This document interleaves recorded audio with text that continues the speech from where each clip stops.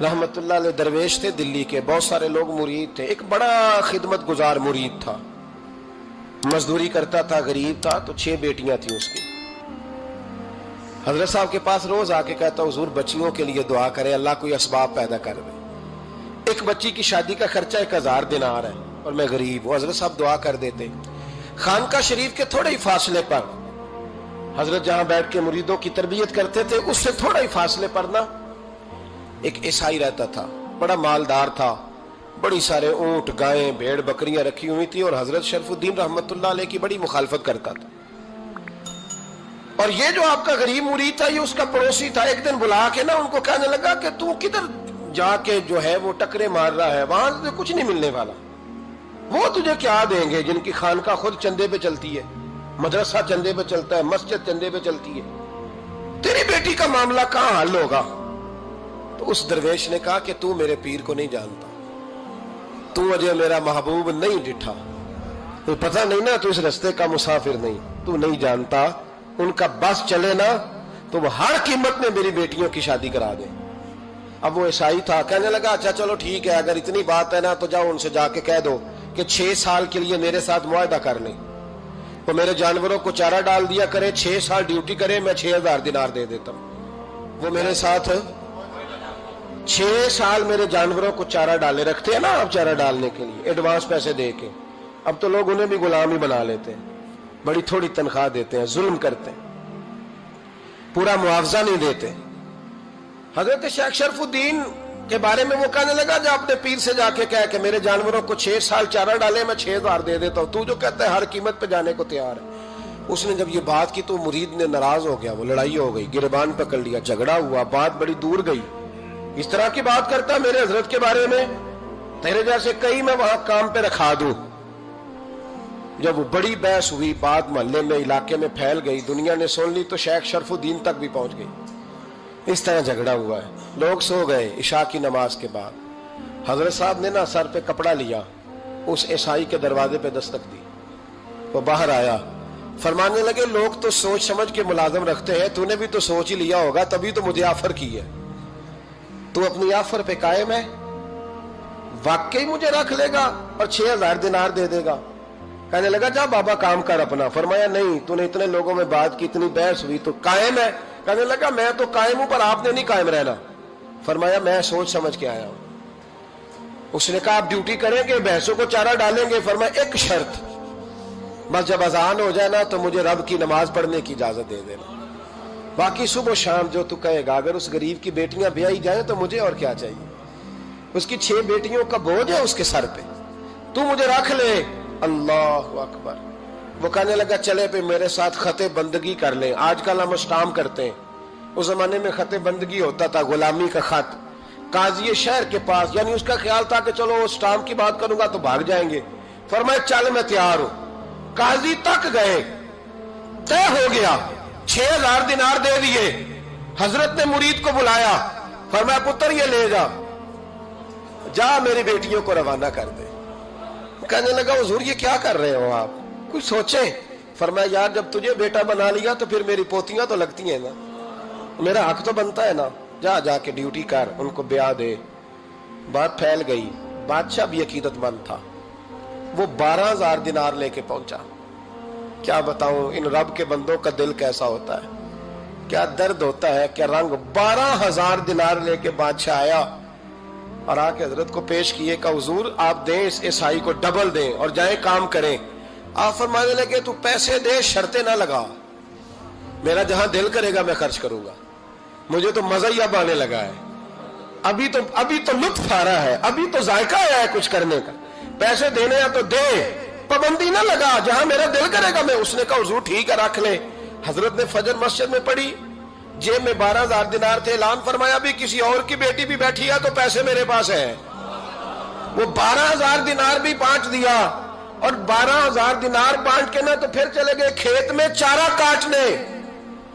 उस ईसाई को किसी ने बतलाया कि उनके पास तो 12000 आया है, पर तुझसे जान नहीं छुड़ाई उन्होंने, वादा ये हुआ था कि 6 देंगे तो जाएंगे, जब तक देंगे नहीं तेरे घर में काम करेंगे।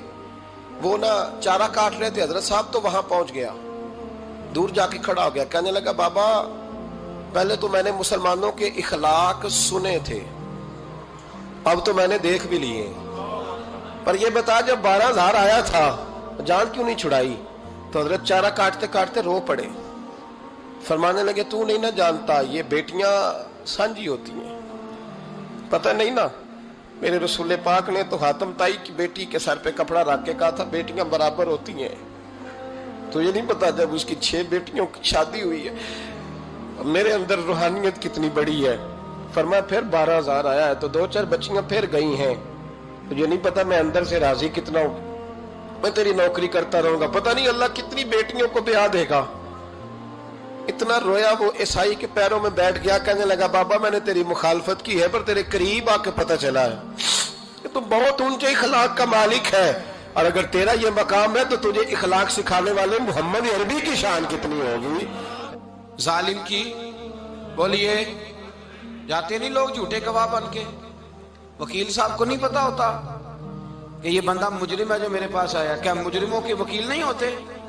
بولے تو اس کو پتہ نہیں ہوتا وکیل صاحب کو کہ یہ صاحب مجرم ہے، میرے پاس مقدمہ لے کے آئے، اور اگر بے ادبی نہ ہو جائے تو میرا خیال ہے قاضی عدالت کو بھی پتا ہوتا ہے کہ مجرم کون ہے اور مظلوم۔ میرے نبی پاک صلی اللہ علیہ وسلم نے اس قدر زیادہ سختی فرمائی اس مسئلے میں، فرمایا جس کو پتا تھا کہ فلاں آدمی ظالم ہے، ظلم کر رہا، پھر وہ ظالم کا گواہ بنا یا اس نے ظالم کی مدد کی، کتنی کی؟ شارحین لکھتے ہیں چاہے اس نے ایک جملہ بول کے کی، چاہے ایک، سارے بولیے، چاہے ایک غریب کو اس نے ظلم کیا تو کہتے ہیں علاج یہ سی، چاہے ایک جملہ بول کے کی، شارحین اس حدیث کی شرح میں لکھتے ہیں ایک جملہ بول کے چاہے مدد کی، جس بندے نے کسی ظالم کی مدد کی کسی مقدمے میں یا کسی صورت میں اور اسے پتا تھا یہ ظالم ہے، میرے نبی پاک صلی اللہ تعالی علیہ وسلم فرماتے ہیں اگر اس نے مدد کی، ابھی ظالم کی بات نہیں ہو رہی، ظالم کے مددگار کی بات ہو رہی، اگر کسی نے ظالم کی مدد کی تو حضور فرماتے ہیں خدا بھی اس سے بری و ذمہ ہے، رسول بھی اس سے بری و ذمہ ہے۔ سنبھال کے رکھے اپنی نمازیں، قربانیاں، حج، زکوٰۃ سنبھال کے رکھے۔ اگر ظالموں کا مددگار ہے، الیکشن آ لینے دے، آپ کو نظر آ جائے گا کون کون ظالموں کا مددگار ہے، نظر آ جائے گا۔ اپنی جیب سے لوگ پیسے دے کے ظالموں کی مدد کریں گے، ان کے فلیکس چھپوائیں گے، بورڈ لگوائیں گے، جیبوں سے پیسے دے کے۔ ہم نے خود آگ لگائی ہے چمن میں اپنے، بے سبب گردشی ایام کو الزام نہ دو، ہم نے خود نور کا ظلمت سے کیا ہے سودا، کر کے توہین سحر شام کو الزام نہ دو۔ ظالموں کے مددگار میدان میں آ گئے، یہ چھوٹا لفظ نہیں، میرے حبیب پاک صلی اللہ علیہ وسلم نے فرمایا جو ظالم کا مددگار ہے سن لے جو سجن کے ساتھ کچہری جاتا ہے، وہ یاد رکھے جو دوست کا گواہ بنتا ہے، وہ یاد رکھے جو کہتا ہے میں مانگی گیا تھا، مجھے بلایا گیا تھا قبضہ چھڑانے کے لیے کسی غریب بیوہ کی جائیداد پہ، وہ سن لے تو مدد کر کے نہیں آیا، تو خدا کے ذمے سے نکل گیا ہے۔ رسول پاک نے فرمایا تیرا میرا تعلق ختم ہو گیا، تو ظالم کا مددگار ہو گیا، پھر تو کہتا میں بے چین ہوں، میں بے قرار ہوں، میں آزمائش کا شکار ہوں، پلٹ کے دیکھ تو صحیح تیرا گناہ کتنا بڑا ہے۔ میرے نبی پاک صلی اللہ علیہ وسلم کا ایک اور فرمان سن لیں، ابن ماجہ ابو داؤد میں موجود ہے، اس حدیث کو آپ نے یاد کر لینا ہے، کر لیں گے انشاءاللہ، سارے کہیے انشاءاللہ، کر لیں گے یاد۔ حضور صلی اللہ علیہ وسلم نے فرمایا اگر تو ظالم کی مدد کرے گا نا، یہ لفظ دل کی تختی پہ لکھ لینا، یہ مکافات عمل ہے، مکافات عمل دنیا، ادھر کرو گے تو ادھر بھرو گے۔ فرمایا اگر تو کسی ظالم کی مدد کرے گا، سن لے حضور کا فرمان ہے، اگر تو ابن ماجہ ابو داؤد سیاہ میں موجود ہے، فرمایا اگر تو کسی ظالم کی مدد کرے گا تو رب تعالیٰ مرنے سے پہلے تیرے اوپر بھی ظالم کو مسلط کر دے گا، تیرے اوپر بھی ایک دفعہ ظلم ضرور ہوگا اگر تو ظالم کی، وہ کسی صورت میں بھی ہو سکتا ہے، کسی صورت میں بھی تیرا بیٹا ہی اٹھ کے ظلم کر دے گا، تو الجھ جائے گا، کسی نہ کسی جگہ تیرے لیے تباہی کا سامان ہوگا، تیرے اوپر ظلم ہوگا، اس لیے کہ تو ظالموں کا مددگار ہے۔ چاہیے یہ تھا کہ تو مظلوم کی مدد کرتا، انسانی ایمانی یقین کا فریضہ سر انجام دیتا، تو ظالموں کا مددگار ہو گیا۔ ٹٹول کے دیکھ لیں، رزلٹ نکال کے دیکھ لیں، ہمارے زمانے میں ظالموں کے مددگار زیادہ ہیں، اتنی لمبی زبانیں نکال کے ظالموں کی مدد کرتے ہیں، بڑے بڑے کالم نویس اللہ نے انہیں قدرت دی لکھنے کی، تو اپنا قلم ظالموں کی مدد میں خرچ کرتے ہیں۔ وہ لوگ جن کو اللہ تبارک و تعالیٰ نے قدرت دی، ہمت دی، طاقت دی، کچھ لوگ ان کے حلقہ احباب میں، وہ اپنے لوگوں کو استعمال کر کے ظالموں کی مدد کرتے ہیں، ظالموں کی مدد کرتے ہیں۔ میرے نبی کریم سید عالم نور مجسم صلی اللہ علیہ وسلم نے فرمایا، اگر تو نے ظالم کی مدد کی تو جب تک تو توبہ نہیں کرے گا رب تجھ سے ناراض ہی رہے گا۔ اللہ تجھ سے، او بھائی جس سے رب بھی ناراض ہو گیا، نہ کھانا نہ پینا نہ سونا نہ جاگنا نہ نیند، پھر تیری ہر چیز تیرے لیے آزمائش ہو جائے گی، پھر تیرا سایہ بھی تیرے لیے خوف کا سامان بنے گا، پھر زندگی جیتی جاگتی لاش بن جائے گی، تو اپنے کندھوں پر اپنی میت اٹھائے پھرے گا جب تو ظالم کا مددگار ہوگا۔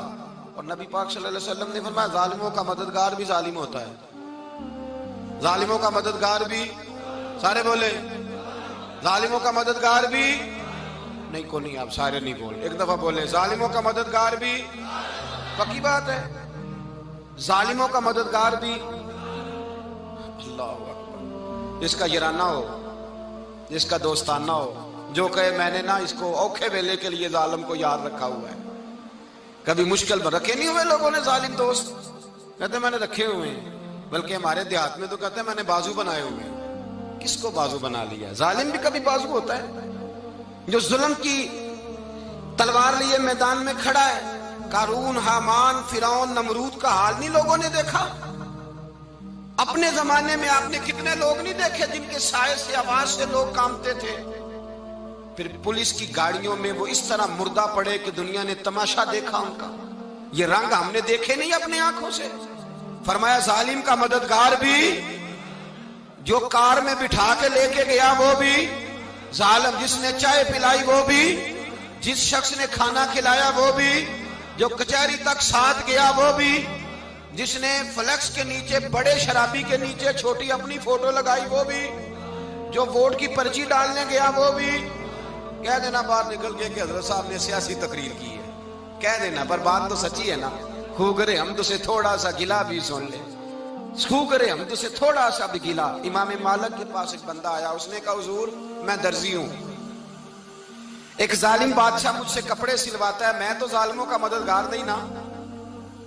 ایک ظالم بادشاہ مجھ سے، حضور میں تو مددگار نہیں نا ظالموں کا، جو فرمایا ظالموں کا مددگار بھی ظالم ہوتا ہے، تو کپڑے لے کے آتا ہے میں سی کے دے دیتا ہوں، ذمہ داری نہیں۔ یہ ایک آدمی دکاندار ہے، اس سے کوئی بندہ چیز خریدنے آئے گا تو تھوڑی کہے گا میں نے نہیں دینی، تو دے گا۔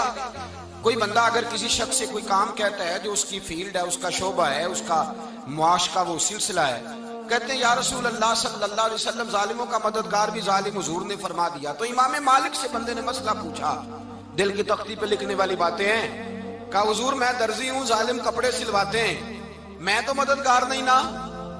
امام صاحب کہنے لگے نہیں، مددگار تو وہ ہوگا جو تجھے سوئی دھاگا فراہم کرے گا، تو تو پورے کپڑے سی کے دیتا ہے، تو تو خود بہت بڑا ظالم ہے، تو پورے سوٹ سی کے دیتا ہے، تو تو بہت بڑا ظالم خود ہے۔ مددگار تو وہ ہوگا جو تجھے دھاگا دے گا، جو تجھے بٹن دے گا، جو تجھے نلکی دے گا، جو ظالم سے اتنی نفرت ظلم کر کے بندہ آئے۔ یہاں تو ہمارے زمانے میں ہیرو بن جاتے ہیں لوگ، ظالم ہیرو ہے، لوگ اس سے ڈرتے پھرتے ہیں، گھومتے پھرتے ہیں، اور بہت سارے کم مزاج لوگ اس کے پیچھے ہاتھ باندھ کے پھرتے ہیں۔ ظالموں کی مدد کرنا، ظالموں کے ساتھ رہنا، یہ ظلم ہے، ظلم، یہ زیادتی ہے۔ میرے نبی پاک صلی اللہ تعالی علیہ وآلہ وسلم نے ارشاد فرمایا، یاد رکھو رب فرماتا ہے میں مظلوم کی مدد ضرور کروں گا، چاہے جلدی کروں چاہے دیر سے کروں، میں مظلوم کی مدد۔ اور حضور صلی اللہ علیہ وسلم نے فرمایا ہے، حضرت معاذ بن جبل کہتے ہیں حضور نے مجھے یمن کا گورنر بنایا، جب میں جانے لگا نا تو حضور نے بڑی نصیحتیں کی، بخاری میں موجود ہے، فرماتے ہیں جب میں پلٹنے لگا تو میرے رسول نے فرمایا معاذ ایک منٹ ٹھہر جا، ایک بات میری یاد رکھنا، اس کو نہ بھولنا۔ کہا حضور کیا؟ فرمایا دیکھنا کسی پہ ظلم نہ کر بیٹھنا، کہیں تجھ سے زیادتی نہ ہو جائے۔ محبوبہ پھر حضور نے فرمایا سن میرے معاذ، میں تجھے گورنر بنا رہا ہوں، زیادتی نہ کر بیٹھنا۔ یا رسول اللہ صلی اللہ علیہ وسلم کیا ہوتا ہے؟ تو میرے کریم نے فرمایا جب مظلوم دعا کے لیے ہاتھ اٹھاتا ہے تو عرش کا مالک کہتا ہے فرشتوں پیچھے ہٹ جاؤ، عرش کا مالک کہتا ہے فرشتوں پیچھے ہٹ جاؤ۔